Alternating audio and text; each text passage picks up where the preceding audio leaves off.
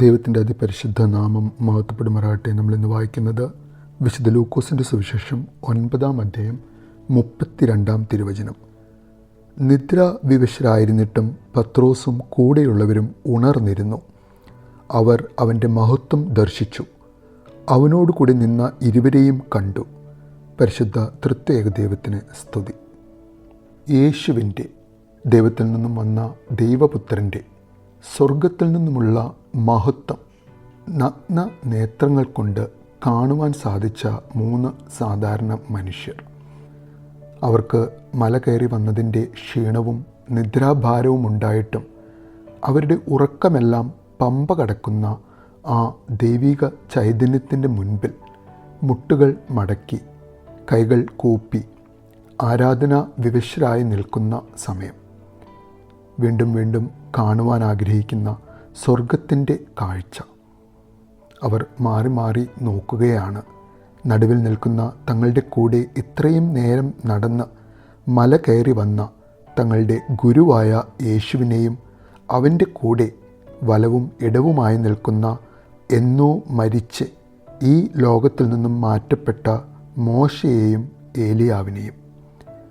സന്തോഷം കൊണ്ട് മതിമറന്ന ശിഷ്യന്മാർ അവർക്ക് എന്ത് പറയണം എന്നറിയാതെ ഇരിക്കുന്ന സമയം, അവരുടെ ജീവിതത്തിൽ അവർ കാണുന്ന, അവർ അനുഭവിക്കുന്ന ഏറ്റവും ഹൃദയസ്പർശിയായ ദൈവമഹത്വത്തിൻ്റെ ഒരു നിമിഷം നമുക്കും ആഗ്രഹിക്കാം, നമുക്കും പ്രതീക്ഷിക്കാം. നമ്മുടെ നിദ്രാവിവശതയിലും ക്ഷീണിതരായിരിക്കുന്ന അവസ്ഥയിലും നമ്മുടെ ദൈനംദിന വ്യാപാരങ്ങളിലും ജോലികളിലും നമ്മുടെ ആത്മീയ മടുപ്പുകളിലും ദൈവം തൻ്റെ മഹത്വം നമ്മുടെ ജീവിതങ്ങളിൽ വെളിപ്പെടുത്തുവാൻ ആഗ്രഹിക്കുന്നുണ്ടാകാം.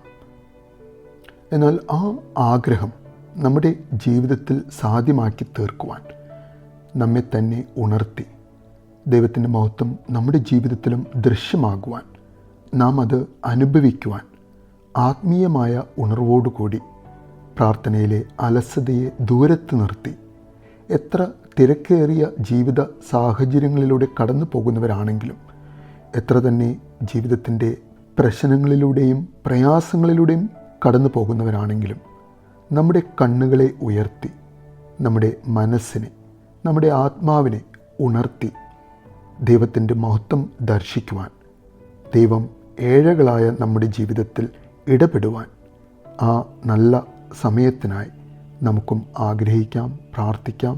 നല്ലൊരു ദിവസം നേരുന്നു.